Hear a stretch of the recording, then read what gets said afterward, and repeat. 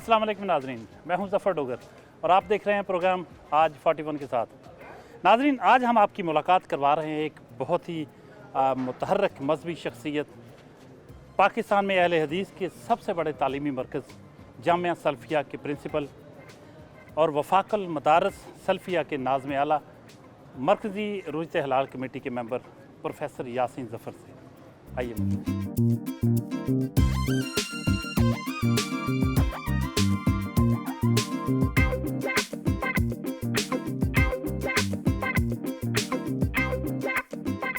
अस्सलाम वालेकुम जी। वालेकुम अस्सलाम। कैसे हैं आप? अल्हम्दुलिल्लाह, अल्लाह का फजल व एहसान, दुआएं। आप मलेशिया में पैदा हुए 1956 में, जी। फिर 64 में आपकी फैमिली पाकिस्तान आई फर्स्ट टाइम, जी। और जड़वाला की तहसील में किसी एक गांव में ठहरे और बाकायदा तालीम जो थी मिडिल के बाद आपने जामिया सल्फ़िया में मुकम्मल की। जी। ये सारे मराहल जो थे इनके बारे में बताएं। और मदीना से भी आपने तालीम हासिल की और फिर वापस आए तो उसी अदारे में जामिया सल्फ़िया में जहाँ से आप पढ़े थे वहीं आपने पढ़ाना शुरू किया और यहाँ के इंतज़ामी मामलात संभाले। तो आपकी तो सारी ज़िंदगी लगता है जामिया सल्फ़िया में गुजर गई। कोई शक नहीं है, इंसान मुख्तलिफ़ मराहिल से गुज़रता है। ये भी अल्लाह की तकदीर थी कि वालिद साहब मलेशिया में थे और वहाँ से फिर वो पाकिस्तान शिफ्ट हुए। हमने आके फिर इब्तदाई तालीम यहीं स्कूलों से ली और उसके बाद फिर मैंने दीनी तालीम का आगाज़ मदरसा दारुल कुरान वल हदीस जिनाह कॉलोनी वहाँ से किया। लेकिन आखिरी साल तकरीबन 3 साल मैंने फिर जामिया सल्फ़िया में पढ़ा और यहीं से फ़रागत पाई। यहाँ फ़रागत के बाद 1 साल मैंने यहाँ फिर खिदमत की, कुछ पढ़ाया, कुछ अदारी काम मैंने किए। फिर मुझे अल्लाह ने मौका दिया, मैं मदीना यूनिवर्सिटी में पढ़ने के लिए चला गया। फिर वहाँ 78 में मैं वहाँ चला गया था और 82 में मैं वहाँ से फ़ारिग हो के तो मियाँ फजल हक साहब जो कि इस अदारे के सरबराह थे, सदर थे, उनके साथ मेरा बहुत ही गहरा ताल्लुक़ था। वो अपने बच्चों की तरह मुझे रखते थे। तो उन्होंने फिर मुझे कहा कि आप जामिया में ही वापस आके यहाँ काम करें। तो अल्हम्दुलिल्लाह उस वक़्त से फिर मैं यहाँ वापस आ गया। जामिया सल्फ़िया में कितनी मुद्दत हो गई आपको? मेरी तालीम और ये तदरीस की और अदारी जो मुद्दत है 45 साल है। इस अदारे में मुझे काम करते हुए 45 साल हो गए, पढ़ना और तालीम हासिल करना और काम करना। वैसे तो लगते ही आप 45 साल के माशाल्लाह। इस फिटनेस का राज क्या है? देखिए जी, मैं सच्ची बात आपको बताता हूँ, मुझे ख़ुद नहीं इसका पता। शायद अगर ये कहूँ तो बेजा नहीं है कि ये दीन की खिदमत का सिला है अल्लाह रब्बुल इज़्ज़त ने जो दुनिया में दिया है। आपके वालिद साहब एक पुलिस अफसर थे जी। तो मज़हब की तरफ आपका रुझान कैसे हुआ? मेरे वालिद साहब बुनियादी तौर पर अगरचे वो मज़हब से उनका ताल्लुक़ था, लेकिन बहुत सादा और दीनदार आदमी थे। वो अपनी कमाई का एक हिस्सा दीनी मदारस को बेचते थे, मुख्तलिफ़ मदारस को बेचते थे। जब मैंने मिडिल कर लिया तो मेरे नंबर बहुत अच्छे आए थे और हम 2 भाई इकट्ठे एक ही क्लास में थे, तो हम 6 भाई थे। तो उन्होंने फिर नीयत की कि मैं अपने एक बेटे को दीन के लिए वक़्फ़ करूँ। बचपन आम बच्चों की तरह शरारती ही था या मजहबी मदारस में जाने की वजह से कोई रिज़र्व थे आप?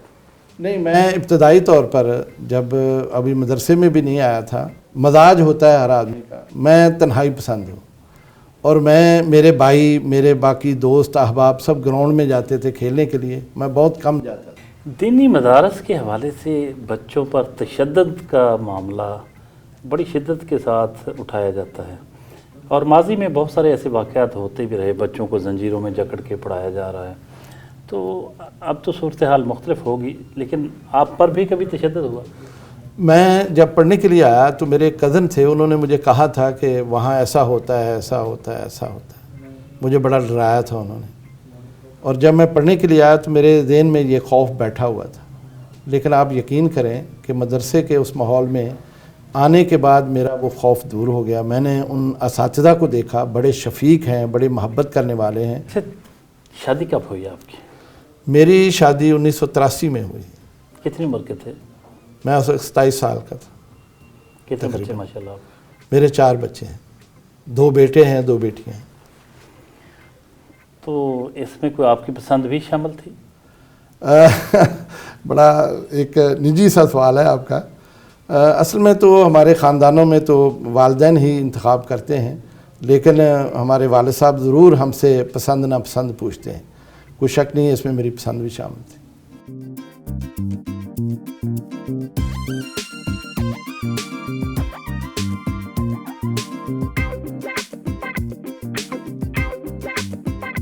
جی، ناشتہ کی میز پر پروفیسر یاسین ظفر صاحب کے بڑے بھائی، چھوٹے بھائی، ان کے صاحبزادے ارسلان صاحب اور ایک اور معلم یہاں کے ارشد صاحب موجود ہیں. آج کچھ باتیں ہوتی ہیں جی، کھانے میں کیا پسند ہے، اور یاسین صاحب نے کبھی زندگی میں خود بھی بنایا کچھ. اچھا سر، بتائیے گا کہ کب آپ کا جو دن کا آغاز کتنے بجے ہو جاتا ہے؟ الحمدللہ جی، ہم تو صبح ارلی اٹھ جاتے ہیں، فجر سے بھی پہلے، اور اپنے معمولات کا آغاز کر دیتے ہیں. اور فجر کی نماز باجماعت کے بعد تلاوت کا سلسلہ ہوتا ہے، اور اس کے بعد گھر جا کے کچھ تھوڑی سی سیر بھی کر لیتے ہیں، اور پھر گھر جا کے ناشتہ واشتہ کر کے تیار آ جاتے ہیں. ہمارا ادارے کا ٹائمنگ جو ہے وہ صبح 8 بجے ہوتی ہے. اس سے پہلے اسمبلی ہوتی ہے، تمام طلباء ہوتے ہیں، تلاوت ہوتی ہے، کچھ وہاں وعظ نصیحت ہوتی ہے. میں پھر اس کے بعد آفس آ جاتا ہوں، دفتری امور سارے نبھاتا ہوں. ظہر کی نماز کے بعد میرے پھر تدریسی پیریڈ شروع ہو جاتے ہیں پڑھانے کے لیے. وہ 2-3 پیریڈ میرے ظہر سے عصر کے درمیان میں ہوتے ہیں. تو یہی ہمارا معمول ہے الحمدللہ. بہت عرصے سے اسی طرح سے ہم چل رہے ہیں. جی، ناشتے میں کیا پسند ہے اور ناشتہ کتنے بجے کر لیتے ہیں؟ میں عموماً ناشتہ صبح 8 بجے سے پہلے ہی ہم ظاہر کر لیتے ہیں. لیکن معمول ہمارا یہ ہے کہ گھر میں جو تیار کیا جاتا ہے ناشتہ، وہ انڈا فرائی ہو، آملیٹ ہو، ڈبو روٹی ہے یا پراٹھا ہے. ویسے آج کل چونکہ عمر کے اس حصے میں چلے گئے ہیں، اب مرغن غذائیں ڈاکٹروں نے روک دی ہیں، لہذا کارن فلیکس وغیرہ دودھ میں، یا دہی مجھے بہت پسند ہے، دہی استعمال کرتا ہوں ناشتے میں بھی. تو یہ کھانے شانے کبھی خود بھی بنائے زندگی میں؟ جی، کیوں نہیں. یہ طالب علمی دور سے ہی ہم نے یہ کام سیکھا اور پکاتے رہے. کون سا کھانا بنا لیتے ہیں آپ؟ میں بریانی بنا لیتا ہوں، میں قورمہ بنا لیتا ہوں، شوربے والا سالن بنا لیتا ہوں، دال بنا لیتا ہوں. یہ ساری چیزیں میں خود پکا لیتا ہوں. روٹی بھی پکائی کبھی؟ نہیں، روٹی نہیں پکانی آج. اچھا، تو یہ بتائیے کہ کبھی گھر کے کام کاج میں ہاتھ بٹایا خاتون خانہ کا؟ بہت زیادہ جی، الحمدللہ. مجھے فخر ہے اپنے گھر والوں پر. بہت ہی مہربان لوگ ہیں سارے. میری اہلیہ بھی اور میرے بچے بھی. میری بہو ہے ایک، بہت ہی مہربان ہے. مجھے کام کرنے نہیں دیتے، لیکن میں خود بہت سارے کام اپنے شوق سے کرتا ہوں. پروفیسر یاسین ظفر صاحب کے بڑے بھائی، چھوٹے بھائی، بیٹے اور ان کے کولیگ موجود ہیں. کچھ گفتگو ہو جائے ان سے، وہ کیا کہتے ہیں ان کی مختلف ہیبٹس کے بارے میں. سر فرمائیے گا، آپ کا اسم گرامی ذرا بتائیے. محمد اسلم. محمد اسلم صاحب آپ سے بڑے ہیں یہ یاسین صاحب؟ میں سب سے چھوٹا بھائی ہوں. ہم 6 بھائی ہیں، تو ان سے بڑے 2 بھائی. کوئی ان کے بچپن کی کوئی شرارتیں، کوئی باتیں، کوئی یادیں، اتنا آپ کی رفاقت ہے، کوئی مزیدار سی بات ہو ذرا. میں چونکہ چھوٹا تھا، تو یہ ابھی میں بالغ نہیں ہوا تھا، تو تب سے یہ آ گئے تھے جامعہ سلفیہ میں. اس وجہ سے میرے سامنے ان کی وہ لائف نہیں گزری جو ایک بچپنا ہوتا ہے انسان کا، اسکول کی لائف ہوتی ہے. تو اس کے علاوہ جب بھی یہ گھر آتے تھے ہمیں بڑا انتظار ہوتا تھا، کیونکہ گاؤں میں جب رہتے تھے اس وقت یہی ایک بھائی تھے جو شہر میں تھے، تو ان سے پھر باتیں سننی. یاسین صاحب کے بڑے بھائی محمد صدیق صاحب بھی موجود ہیں، کچھ باتیں ان سے بھی. سر کچھ بچپن کی یادیں، باتیں، بحیثیت بڑا بھائی ہونے کے ناطے آپ کیا محسوس کرتے ہیں؟ ان کے ساتھ آپ کا وقت کیسا گزرا؟ اگر میں بتاؤں تو شاید یہ ناراض نہ ہو جائے. نہیں، کچھ نہ کچھ بتائیں. کچھ نہ کچھ تو بتاؤں گا. عید شبرات کے دن ہم کوئی بات کہہ دیتے، کوئی بات ہو جاتی، یہ میرے ابو کے قمیض پہن لیتے، دیوار کے ساتھ لا کے کھڑے ہو جاتے، ناراض ہو جاتے. کیوں؟ پتہ نہیں. جب ہم واپس آتے عید پڑھ کے یا کوئی اور فنکشن سے واپس آتے، وہ وہیں کھڑا ہوتا تھا. صاحبزادے محمد ارسلان ظفر، ان سے بھی کچھ سنتے ہیں. کوئی خاص ایسی بات جو بہت مزیدار ہو، دلچسپ ہو اور آپ کو یاد ہو ابو کی؟ فی الحال ایسا تو کوئی نہیں، کیونکہ یہ صرف والد کی حیثیت سے بھی نہیں ہے. مطلب آپ دیکھیں تو یہ میرے استاد بھی ہیں. میں نے ان سے پڑھا بھی ہے، اور ایک والد کی شفقت بھی اور ایک استاد کا جو دبدبہ ہوتا ہے، وہ دونوں چیزیں مکس رہی ہیں میری زندگی میں۔ محمد ارشد صاحب معلم ہیں اس ادارے میں، کچھ ان کی باتیں ہیں۔ ارشد صاحب۔ جی سر، یاسین ظفر صاحب، ان کی شخصیت کے بارے میں کچھ فرمائیے۔ یہاں جامعہ میں داخلہ لیا، ان کا نام سنا ہوا تھا، اس وقت سے لے کے آج تک ان کو انتہائی شفیق، اور سب سے بڑی بات ہے کہ طلباء کے ساتھ مہربانی۔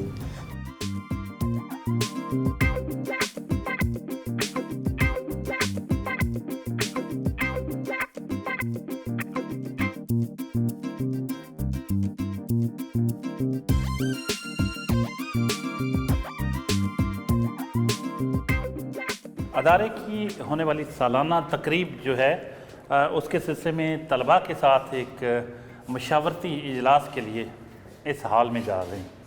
آئیے آپ کو اس کی رداد سنائیں، دیکھیں آپ۔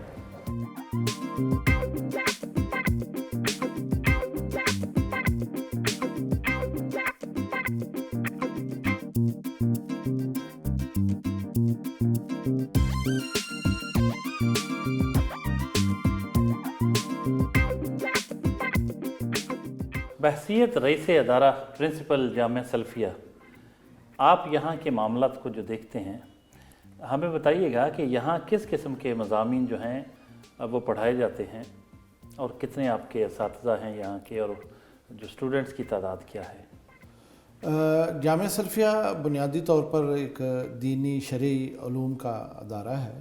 یہاں کا نصاب بھی اسی مد نظر رکھ کر ہم نے مرتب کیا ہے، اور یہ نصاب الحمدللہ بین الاقوامی جو یونیورسٹیاں ہیں، اسلامک یونیورسٹی، ان سے ہم آہنگ ہے، اور انہی کی طرز پر اس نصاب کو ہم نے مرتب کیا ہے۔ اور یہ نصاب ایسا ہے کہ جس میں فرقہ واریت نہیں ہے۔ جامعہ کا جو داخلی امتحان ہے وہ سال میں 2 ہوتے ہیں، 50% مارکس اس کو لینے ضروری ہوتے ہیں پاس ہونے کے لیے، اور 2 جو امتحان ہے 2 سمیسٹر سمجھے جاتے ہیں، اور آخری امتحان میں پھر نتائج ہم بچوں کو دیتے ہیں جس میں پاس فیل کا ہوتا ہے۔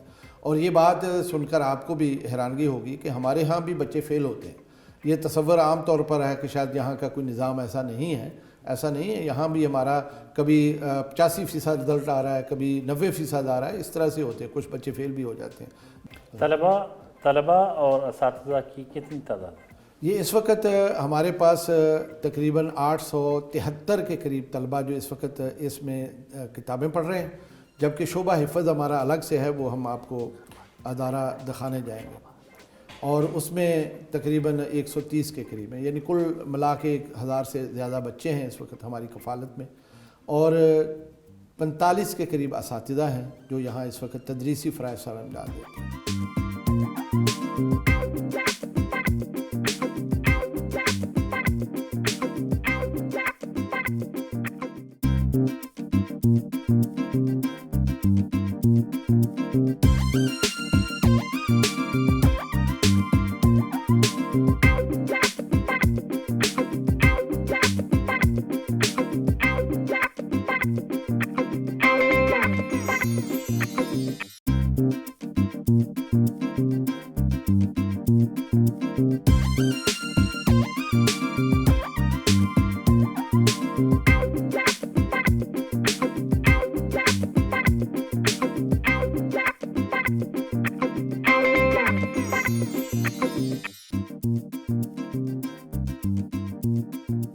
یہ ادارہ جی الحمدللہ سن 1956 میں یہاں بنا۔ 2 ایکڑ زمین کسی بزرگ نے وقف کی تھی، بعد کی زمین ساری جو ہے وہ پھر یہاں کے جو انتظامیہ تھے ان میں میاں فضل حق صاحب نے وہ پھر خرید کر کے اس میں شامل کر دی تھی۔ تو جو بلڈنگ اس وقت ضرورت تھی وہ بنا کے کام چلایا تھا الحمدللہ، بہت اچھا، اور بڑے بڑے علماء یہاں سے فاضل ہوئے، یہاں سے فراغت انہوں نے پائی۔ وقت کے ساتھ ساتھ جیسے جیسے ضرورت بڑھتی گئی، عمارتیں بنتی چلی گئیں۔ اس وقت جو بلڈنگ آپ دیکھ رہے ہیں میرے گرد و پیش ساری الحمدللہ یہ میرے عہد میں ساری بنی ہیں، یعنی پرانی جو خستہ ہو گئی تھی ان کو گرا کے ہم نے سب نے۔ کہا جاتا ہے کہ جامعہ سلفیہ سمیت بہت سارے مذہبی مدارس کو فارن فنڈنگ بھی ہوتی ہے بہت بڑے پیمانے پر، اور پھر وہ اپنا ایجنڈا بھی یہاں اس کو پروموٹ کرتے ہیں۔ مجھے اس سے اتفاق نہیں ہے، یہ بات میں بھی سنتا ہوں، کئی جگہوں سے ہمارے کان میں یہ آواز پڑتی ہے، اور بعض لوگ جو ہے نا بغیر سوچے سمجھے ایسا لکھ بھی دیتے ہیں، لیکن آج تک کوئی ثابت نہیں کر سکا ہے کہ کسی ادارے کو باہر سے کسی بھی ملک نے کوئی فنڈنگ کی ہو، الا کہ یہ ہوتا ہے اصل میں پاکستانی لوگ باہر بیٹھے ہیں، کوئی سعودی عرب میں ہے، کوئی انگلینڈ میں ہے، کوئی امریکہ میں ہے، اگر وہ پاکستانی ہے اور یہاں اس کا کسی ادارے سے کوئی تعلق ہے تو وہ کسی بچے کے لیے کوئی چیز بھیج دیتا ہے یا کسی ادارے کو کوئی کتابیں خرید کے دے دیتا ہے، اس طرح کا معاملہ تو ہو سکتا ہے، لیکن جو فنڈنگ دے کے کوئی مقصد حاصل کیا ہو کسی نے، یا کسی نے کوئی پیسے دے کے جو ہے نا وہ یہ سمجھا ہو کہ میرا نقطہ نظر جو ہے نا وہ آپ لوگوں کے سامنے رکھیں یا میرے لیے کام کریں، ایسا کبھی نہ ممکن ہے اور نہ ایسا ہوا ہے، نہ میری زندگی میں ہم نے دیکھا ہے۔ پروفیسر صاحب جب سے ہم چل رہے ہیں تو ہمارے پیچھے پیچھے آ رہا ہے، جی یہ یہ کیا میرا چکر؟ پالتو بلہ ہے اور میرے ساتھ محبت کرتا ہے، اچھا، بچپن سے میں نے اس کو پالا ہے۔ اچھا۔ یہ بڑا ہی ہمارے ساری فیملی کے ساتھ ہم سیر کرنے نکلتے ہیں تو ہمارے ساتھ گھومتا ہے، مجھے مسجد چھوڑ کے جاتا ہے، مسجد سے واپس لے کے آتا ہے۔ واہ واہ واہ واہ، تو یہ کوئی نام بھی رکھا ہوا ہے اس کا؟ شیرو، یہ ہم نے اس کا ہمارے نام شیرو رکھا ہے۔ پرائم منسٹر کے میرے خیال وہ کتے کا نام تھا اور آپ کی بلی کا لیکن نام میرے ہے، بلے کا نام، آپ کے بلے بلے کا کا نام ہے۔ یہ شیرو اور پھر ہاں جی، شیرو سے شیرو اور پتہ نہیں کیا کچھ چلا، پھر بڑے کچھ القابات ملے۔ بہرحال جی بڑا اچھا یہ لگا اس کو ہم آپ کا کھانا باہر دے دینا کھاتا نہیں ہے، گھر میں جا کے کھائے گا۔ اچھا ایسا ہاں بالکل، گھر میں کہوں گا اندر دو مجھے کھانا، اچھا، واہ واہ بالکل واہ باہر نہیں کھاتا ہے۔ واہ واہ۔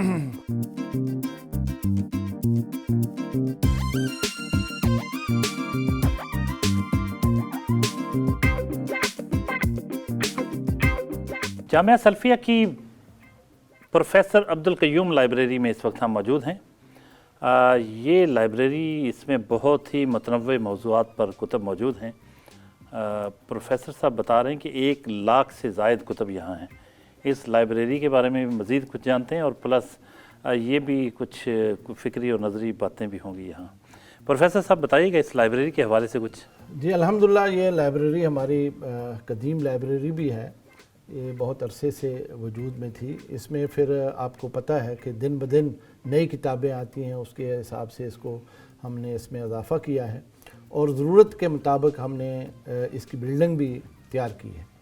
ہمارے ابتدا سے لے کے اب تک کئی مراحل اس پر گزرے ہیں۔ اب جس حالت میں آپ اس کو دیکھ رہے ہیں، یہ الحمدللہ ہم نے کوئی 8-10 سال پہلے اس کو اس انداز سے ترتیب دیا ہے، اور اس وقت یہاں جس جگہ پر ہم بیٹھے ہیں یہ ساری مراجع اور مصادر کی کتابیں ہیں، حوالہ جات ہیں جو بہت ہی نادر کتابیں ہیں، اور جدید چھپکے بھی جو آنے والی ہیں اس کو بھی ہم لے رہے ہیں۔ پروفیسر صاحب یہ فرمائیے گا کہ مسلک اہل حدیث بہت واضح اور دو ٹوک عقیدہ رکھتا ہے کہ توحید کے حوالے سے، رسالت کے حوالے سے، اور پھر یہ کہ ہمیں اللہ اور اللہ کے رسول کی براہ راست ان کی جو باتیں ہیں، ان کا پیغام جو ہے اس پر چلنا چاہیے۔ اگر یہ سب کچھ اتنا ہی واضح عقیدہ ہے تو یہ جو عقائد باقی بہت سارے جو مسالک وجود میں آئے یہ کیسے آ گئے؟ اس پہ کچھ روشنی ڈالیے۔ دین میں 2 طرح کی چیزیں ہیں، ایک وہ چیزیں ہیں جو ثابت ہیں، جو ثابت ہیں، جیسے عقیدہ ہے، توحید کا عقیدہ ہے، اور اسی طرح سے پھر آخرت کا عقیدہ، انبیاء کا عقیدہ، ملائکہ، فرشتے اور باقی سب چیزیں وہ ثابت ہیں، اس میں تو کسی کو بھی اختلاف نہیں، کسی مسلک کو اختلاف نہیں۔ کچھ چیزیں ایسی ہیں جو نصوص قطعیہ سے ثابت نہیں ہیں یا ثوابت میں نہیں آتی ہیں، اور وہ کچھ فقہی مسائل ہیں، جیسے نماز ہے، نماز کے بارے میں کسی کو اختلاف نہیں، اس کی ادائیگی میں ہو سکتا ہے کسی کو تھوڑا بہت کو ہو، لیکن اس میں جو اختلاف اس کی وجہ سے یہ فرقے وجود میں آئے ہیں۔ عام طور پہ تاثر یہ پایا جاتا ہے کہ جیسے آپ ائمہ کرام جو ہیں جی ان کی تحقیق، ان کے عقائد و نظریات اور ان کی جو فتاوی تھے، ان کی جو بھی ورک تھا اس کے خلاف ہیں، ایسا تصور تو نہیں؟ حقیقت یہ ہے کہ ایسا نہیں ہے۔ اہل حدیث کہیں بھی ہوں وہ تمام ائمہ کا احترام کرتے ہیں، محدثین کا احترام کرتے ہیں، ان کی رائے کو وہ مانتے ہیں۔ دیکھیں، جب رسول اللہ صلی اللہ علیہ وسلم نے فرما دیا اگر کوئی آدمی اجتہاد کرتا ہے، وہ اگر صحیح ہے تو 2 اجر ملتے ہیں، اگر وہ غلط ہے تب بھی اسے 1 اجر مل جاتا ہے۔ تو اس لیے ہم اسی حدیث کی روشنی میں تمام ائمہ کے لیے دعا گو رہتے ہیں۔ ہم ان کے شان میں گستاخی نہیں کرتے ہیں، ان کو برا بلا نہیں کہتے ہیں، اور ان کے کوششوں کو ہم اپنے لیے جو ہے نا وہ ایک راحت کا باعث سمجھتے ہیں۔ ماضی میں جو درس نظامی پڑھایا جاتا تھا وہ بڑا رچ نصاب ہوتا تھا، कहते हैं कि आजकल महज अपना मसलक जो है उस पे सारा फोकस होता है ज़्यादातर मदारस का, और वो तमाम मसालक के और तमाम जो नज़रियात मुख्तलिफ हैं इस वक्त मरवज, उनको नहीं पढ़ाते, मखसूस अपने मसलक पर फोकस करके महज उसकी तालीम दी जाती है। मेरा ख्याल ये तासर भी दुरुस्त नहीं है, इसलिए कि जिन दोस्तों ने ये बात कही है ना जी, उन्होंने शायद कभी किसी मदरसे को विज़िट नहीं किया, उनकी तदरीस के तरीके को, उनके निसाब को उन्होंने ना उस पर तहकीक नहीं की। अगर ये देखें तो इंशाल्लाह ये कभी बात ना करते। देखें, वक्त के साथ निसाब में तब्दीली इसीलिए होती है कि कुछ चीज़ें ऐसी होती हैं जो मतरूक हो जाती हैं, जिनकी ज़रूरत नहीं रहती। अब नई चीज़ें आ गई हैं, साइंसी इजादात नई आ गई हैं, लिहाजा उसके बारे में एक फ़लसफ़ा सामने आ, या इल्हाद की एक तहरीक है कि बेदीन हो जाओ, किसी दीन को ना मानो जी, इसी में राहत है, आप आज़ाद हो जाओ हर दीन से और अपनी मर्ज़ी जो मर्ज़ी करो। हम इसके मुतल्लिक़ जो है ना वो पढ़ाते हैं। हमारे यहाँ तकाबले अदियान पढ़ाया जाता है जो कि बड़ा जदीद मौजू है, और तमाम दुनिया में पाए जाने वाले जो अकायद और नज़रियात हम बच्चों को पढ़ाते हैं और उसका तकाबल करवाते हैं। इस्लाम का हम सारा पूरा तारफ़ पढ़ा देते हैं, इस तरह के मौज़ूआत, इक़्तिसादियात पढ़ाते हैं यहाँ हम, सियासियात यहाँ हम पढ़ाते हैं बच्चों को, ताकि ये उन तमाम जो करंट इशूज़ हैं उससे भी आगाह हो। इत्तेहाद बैनुल मुस्लिमीन का जब भी ज़िक्र आता है तो मसल के अहले हदीस के उलमा जो हैं वहाँ से एक मसलक की मौजूदगी को पसंद नहीं करते, उनके साथ बैठते नहीं हैं, क्या वजह है? तो ऐसी सूरत नहीं है। अल्हम्दुलिल्लाह इत्तेहाद तंजीमात मदारस जो वफाकों का एक इत्तेहाद है, उसमें शिया भी हैं, उसमें देवबंदी हैं, बरेलवी हैं, हदीस हैं, जमात इस्लामी है, और हमारा इतना मजबूत इत्तेहाद है कि लोग इसकी मिसालें देते हैं। इसके अलावा भी मेरा बहुत सारे और इत्तेहाद तंजीमा के अलावा भी बहुत सारी और तंजीमों के साथ ताल्लुक़ है जहां हम बैनुल मसालिक जाते हैं, हमारे उस्ताद जाते हैं। मैं एक दिलचस्प बात आपको बताऊं और आपके लिए हैरानगी का बात हो, मैं वफाक मदारस सल्फिया के जो असातिज़ा हैं मुख्तलिफ मदारस के, उनकी ट्रेनिंग जामिया सल्फिया में करता हूँ। साल में 1-2 दफ़ा ट्रेनिंग होती है। उसमें ट्रेनिंग देने वाले, यानी जो आते हैं ट्रेनिंग देने वाले स्कॉलर आते हैं, उसमें अहले हदीस भी हैं, उसमें देवबंदी भी हैं, उसमें बरेलवी भी हैं, उसमें शिया भी हैं। प्रोफेसर साहब, एक दफ़ा मैंने सुना था कि यहाँ कोई जिन भी पढ़ते रहे हैं, ये बात कोई आपके दौर में, आप 45 साल से आपका ताल्लुक़ है इस मदरसे से, एक कहा जाता था, पता नहीं सही था या गलत, कोई जिन भी यहाँ पढ़ते जी रहे। मैंने ये बात सुनी अपने असातिज़ा से कि हमारे एक शेखुल हदीस थे, हाफिज़ अब्दुल्ला बुढ़ी मालवी रहमहुल्लाह, फौत हो गए। वो जिस दौर में पढ़ाते थे यहाँ, तो इस तरह का कोई वाक़या हुआ था कि उन्होंने कहीं बच्चों से कहा कि मेरे घर में, उस वक़्त उन्होंने कोई गाय रखी थी कि मेरे लिए कुछ ना चारा चाहिए। तो वो जब घर गए तो उन्होंने देखा वो बहुत बड़ा वहाँ सामान पड़ा हुआ था। वो हैरान हो गए, उन्होंने कहा ये कौन छोड़ गया? उन्होंने कहा एक आदमी आया था छोड़ गया। तो फिर उनको ये थोड़ा सा एहसास हुआ कि ये कोई इस तरह की कोई बात है, लेकिन हमने कभी देखा नहीं है।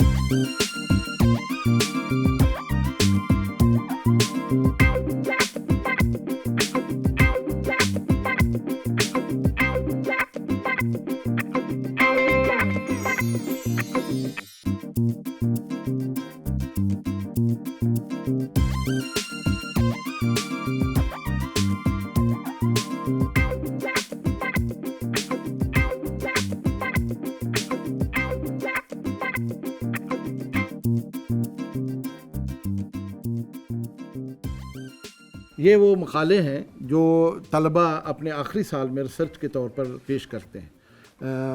ये थीसिस लिखना लाजमी पर्चा है, 100 नंबर का होता है। अच्छा, इसमें मैं देख रहा हूँ कि ये जी जी आलम तसव्वुफ में चमकता हुआ सितारा सितारा हज़रत बाबा फरीदुद्दीन गंज शकर, जी जी इस तरह के मौज़ूआत पे आप काम करते हैं? हाँ जी, देखिए मकाला आपके साथ लिखा हुआ है, बल्कि हमने साबित किया है कि ये बंदा अल-दीस था। ये बाबा जी अल-दीस थे, हमारे थे, ये तो अगवा हो गया है, इनकी कब्र अगवा हो गई है। ये देखें मौलाना मोइनुद्दीन चिश्ती। कहते हैं आपके यहाँ बिदअत का तसव्वुर इतना महदूद है कि कोई चीज़ बचती ही नहीं पीछे, कोई भी काम करो ये बिदअत है, ये बिदअत है। तो एक ऐसे एक दोस्त ने कहा जी, एक नकाब पढ़ाने लगे कि आलम दीन, तो मौलवी साहब, तो उन्होंने कहा जी कि ये पेन से मैंने साइन नहीं करने, कलम मंगवाओ, ये अंग्रेज़ ने बनाया। वो लड़ पड़ा, कहता जी जिस मोटरसाइकिल पे मौलाना आप आए हैं ये भी तो अंग्रेज़ ने बनाया, तो ये बिदअत नहीं है। तो जहाज़ पे जाते हैं ये बिदअत नहीं, कहते हर वो काम जो नया वो बिदअत है।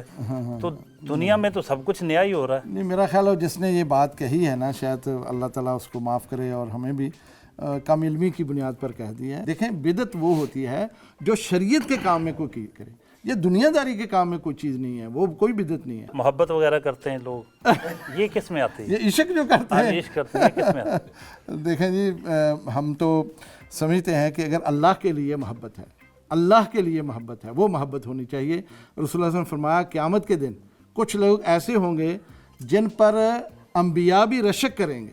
वो कौन लोग होंगे?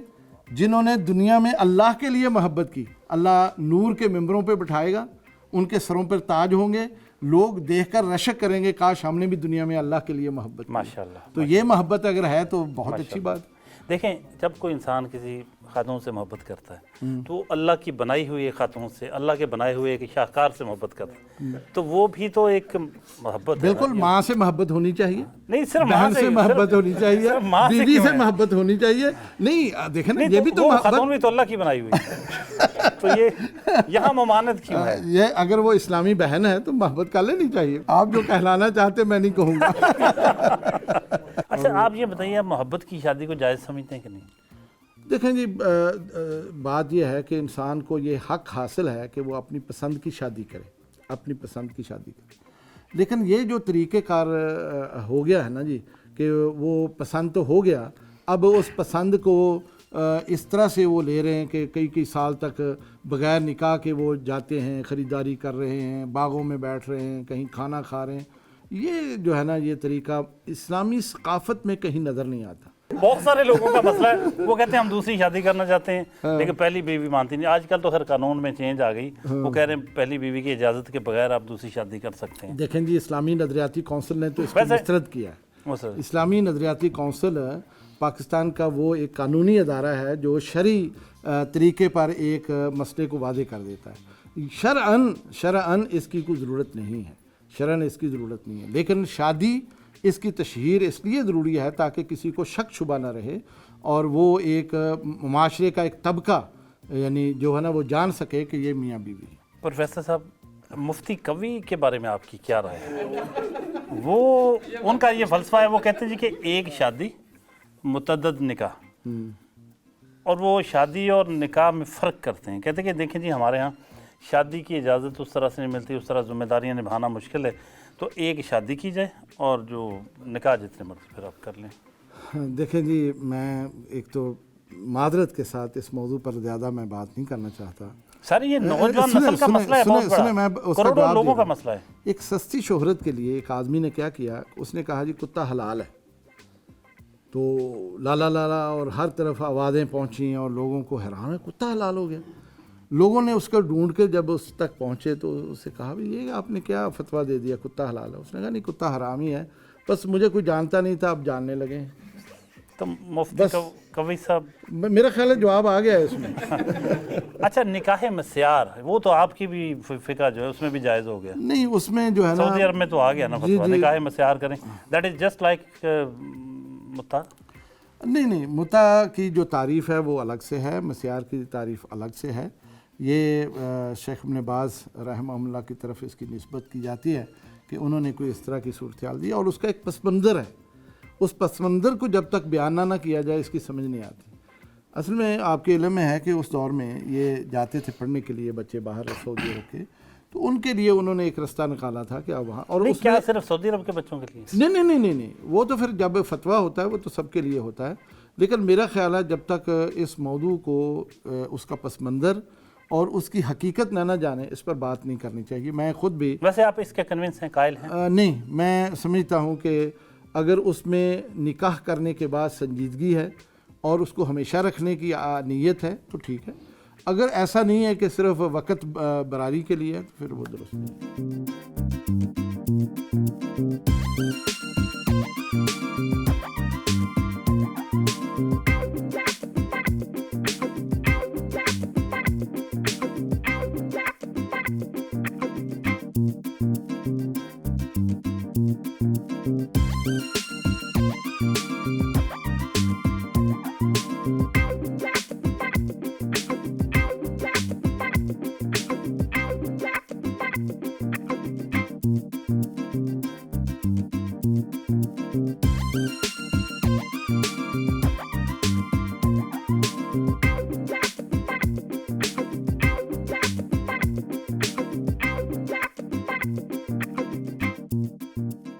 اپنا پروڈکشن ہاؤس بھی ہے جامعہ سلفیہ کا.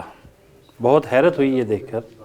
پروفیسر یاسین ظفر صاحب سے اس کے بارے میں جانتے ہیں. اصل میں ڈاکٹر صاحب آپ کے علم میں ہے کہ اس وقت یہ دنیا میڈیا کی دنیا ہے، اور ایک بات کسی بھی جگہ جب نشر ہوتی ہے پوری دنیا میں فوراً پہنچتی ہے. تبلیغ کا سب سے بہترین ذریعہ یہ اس وقت ہوتا ہے. ہم خطبے دے لیں، درس دے لیں، تحریر کر لیں، وہ اتنی بات مؤثر نہیں ہوتی جتنی اس کے ذریعے سے، اس ذرائع ابلاغ کے ذریعے سے ہم کر سکتے ہیں.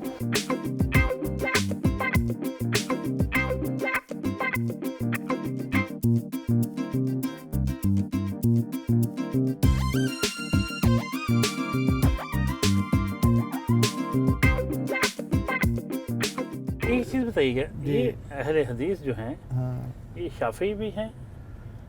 یہ نہیں، ایسا ان کی تقسیم تو ہم نہیں کر سکتے. البتہ یہ جتنے بھی ہمارے مسلک ہیں یا فقہی جو گروپ ہیں، مثلا امام احمد بن حنبل کے قریب تر ہیں، امام شافعی ہیں، امام مالک کے ہیں، اور امام ابو حنیفہ رحمہ اللہ، ان سب کے ساتھ ان کا ایک خاص تعلق ہے. اور ان کی خوبی یہ ہے کہ یہ تمام فقہ کو مانتے ہیں، اور ان میں سے جو بات قرآن اور حدیث کے قریب تر ہے اس کے اوپر وہ عمل کرتے ہیں. اس لیے کسی سے وہ اختلاف نہیں کرتے، سب کو اپنا سمجھتے ہیں اور سب کے ساتھ جڑ کے رہتے ہیں. آپ مرکزی رویت حلال کمیٹی کے ممبر بھی ہیں. آج کل وفاقی وزیر science and technology Fawad Chaudhry بھی خبروں کی زینت بنے رہتے ہیں. علماء کے درمیان اور جو وزارت سائنس اور ٹیکنالوجی ہے اس کے درمیان کوئی ٹکراؤ ہے، اختلاف ہے؟ پہلی بات تو میں یہ عرض کروں کہ جو مرکزی رویت حلال کمیٹی پہلی تھی اور اب ایک نئی انہوں نے بنائی ہے، پہلی ختم کر دی ہے. اس کے چیئرمین مفتی منیب الرحمان صاحب تھے، جن کا بہت اچھا پیریڈ گزرا ہے. ابھی ہمارے بھائی مولانا عبدالخبیر صاحب تشریف لے آئے ہیں اس منصب کے اوپر. انشاءاللہ اب بھی بہت اچھا چلے گا. لیکن میں جہاں تک سمجھتا ہوں کہ جو میرا تجربہ ہے کچھ سالوں سے جو ہم دیکھ رہے ہیں رویت حلال کمیٹی میں، یہ لوگوں کے لیے شاید نئی بات ہو کہ سائنس اور ٹیکنالوجی کا جو شعبہ ہے اس کی مداخلت ہوئی ہے. ڈاکٹر فواد صاحب نے جو ہے نا وہ اپنا وزیر فواد چودھری نے جو مداخلت کی ہے اور یہ بات کی کہ ہم سائنس کے ذریعے سے کریں گے. میرا خیال ہے بہت سارے لوگوں کے لیے یہ نئی بات ہے، ہمارے لیے نئی نہیں ہے. اس لیے کہ جب رویت حلال کمیٹی کا اجلاس ہوتا ہے ہمارے ساتھ یہ سارے لوگ شامل ہوتے ہیں.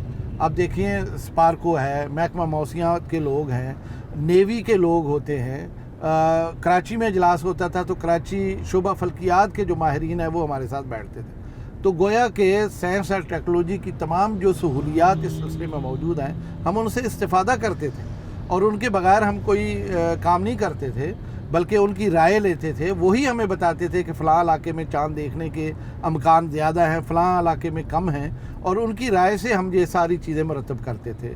یہ لوگوں کے لیے ہو سکتا ہے نئی ہو، ہمارے لیے نہیں.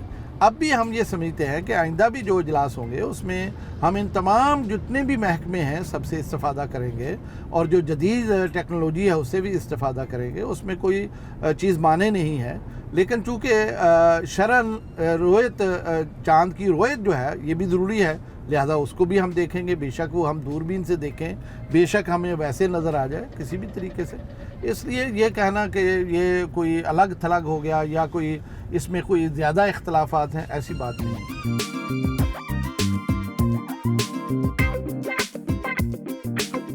जामिया सल्फिया के एक ज़ैली अदारे मदरसा तहफ़ीज़ुल कुरान अब्दुल्ला गार्डन में वाक़ है, यहाँ पहुँचे, आइए आपको लिए चलते हैं।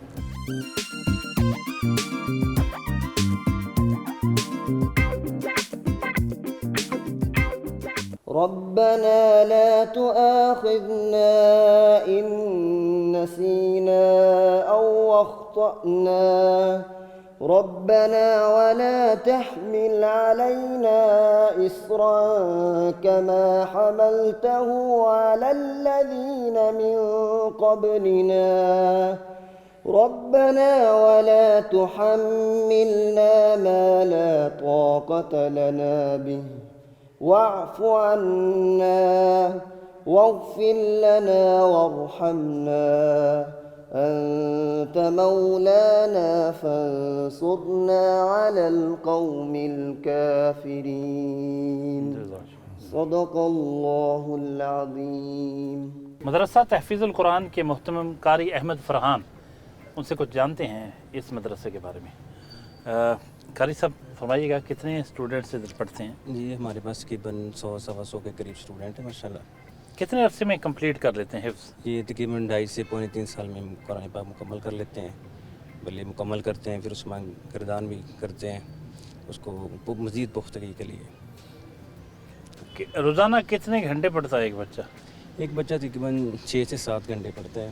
कारी अब्दुल हसीब इस मदरसे के निगरान हैं, उनसे कुछ बातें करते हैं। कारी साहब, इतना बड़ा सेटअप माशाल्लाह, इतने बच्चे हिफ्ज़ कर रहे हैं, तो आपको इस सारे जो इसका इंतज़ाम और इंतज़ाम है, इस हिस्से में कहाँ से पैसे मिलते हैं, एड कहाँ से मिलती है? दर हकीकत ये इदारा जामिया सल्फिया ही इसी को चला रहा है और हम जब भी ज़रूरत महसूस होती है अपने इदारे की तरफ रुजू करते हैं। आज हम प्रोफेसर यासीन ज़फ़र साहब के साथ प्रोग्राम कर रहे हैं, कुछ चंद जुमले इनकी शख्सियत के बारे में। जी, हर मोड़ पे, हर मौके पर इन्होंने हमारी रहनुमाई की, सिर्फ रहनुमाई नहीं की बल्कि जहाँ तक हो सका इन्होंने हमारी मदद भी की और हमें साथ लेकर चले। कभी हमें ये एहसास तक नहीं हुआ कि हम तन्हा हैं। प्रोफेसर यासीन ज़फ़र साहब के बारे में कुछ फरमाइएगा। हम इस बात पर अल्लाह रब्बुल इज़्ज़त के शुक्रगुज़ार हैं कि अल्लाह रब्बुल इज़्ज़त ने उसात मुहतरम की सूरत में हमें एक नेमत से, नेमत उज़्मा से नवाजा है। प्रोफेसर साहब के भतीजे और दामाद सलमान साहब भी मौजूद हैं, उनके बगैर कैसे प्रोग्राम मुकम्मल हो सकता है? सलमान साहब, प्रोफेसर साहब के बारे में कुछ फरमाइएगा। मेरे तो इनसे काफ़ी रिश्ते हैं अल्हम्दुलिल्लाह, और शुरू से ही जब से मैंने वो संभाला है तो मैं इन्हीं की कफ़ालत कह लीजिए और सरपरस्ती कह लीजिए और इन्हीं की शफ़क़त में मैंने अपनी तालीम, वो स्कूल की हो, वो जामिया की हो और वो यूनिवर्सिटी की तालीम हो, तो वो इन्होंने रहनुमाई की, इन्होंने शफ़क़त फरमाई और ये सारे मामला जो हैं अल्हम्दुलिल्लाह वो पाया तकमील तक पहुँचे। प्रोफेसर यासीन ज़फ़र साहब जी, कुछ जुमले आपके भी हो जाएं। आपके माशाल्लाह इतने आपके जो वाबस्तगान हैं आपके अदारे से, आपके अपने साथ किसी भी हवाले से जो मुंसलिक हैं, बहुत खूबसूरत जज्बात रखते हैं आपके बारे में, ख़ुद क्या फरमाएंगे? मैं वो ख़ास किसी के लिए नहीं करता। मैंने तो जो कुछ इस्लाम से सीखा है वही तर्ज़ ज़िंदगी मैंने अपनाई है और ये एक फार्मूला है कि अपने बड़े का इकराम करो, छोटों के साथ शफ़क़त करो। तो उसी फार्मूले के तहत मैं जो है ना अपनी ज़िंदगी बसर करता हूँ। क्योंकि कुछ घरेलू ज़िम्मेदारियाँ, कुछ अदारी ज़िम्मेदारियाँ हैं, मेरे साथ वाबस्ता बहुत सारे लोग हैं, तो उनके साथ हुस्न सलूक करना और उनके साथ अपने मामलात को दुरुस्त रखना, उनसे काम लेना, उनकी रहनुमाई करना, तो ये सारा काम मैं करता हूँ। कोताही कमी मुझ में भी है, उनसे भी हो सकती है, तो मैंने कभी मनफी सोच नहीं रखी, हमेशा मुस्बत सोच रख के मैं काम करता हूँ। मैं वैसे इस मौके पर जबकि ये हमारा प्रोग्राम आज का हुआ है, मैं अपनी जामिया सल्फिया ट्रस्ट की इंतज़ामिया जो है, हाजी बशीर अहमद साहब इंसाफ वाले मारूफ आदमी हैं और हमारे सेक्रेटरी हैं मियाँ मोहम्मद अब्बास बल्ला साहब, हमारे नायब सदर हैं हाजी मोहम्मद अरशद साहब, हमारे खाज़न हैं मोहम्मद अयूब साबर साहब जो कि चैम्बर के सदर भी रहे, और दीगर जितने भी हजरात हैं, मौलाना यूसुफ अनवर साहब हैं, हकीम अज़ीज़ुर्रहमान साहब हैं, ये वो लोग हैं जिन्होंने हमारे लिए बहुत ज़्यादा सहूलियात फ़राहम की हैं, हमारे दाएँ बाएँ खड़े हैं और हमें काम करने का मौका दिया है, हमारी सरपरस्ती कर रहे हैं और बहुत ही अच्छे अंदाज से कर रहे हैं। मैं उन तमाम हजरात का भी शुक्रगुज़ार हूँ और उसके साथ साथ आप लोगों का भी शुक्रगुज़ार हूँ। आपने आज ये मौका फ़राहम किया है कि हम अपनी बात आपके ज़रिए से लोगों तक पहुँचाएँ। Thank you.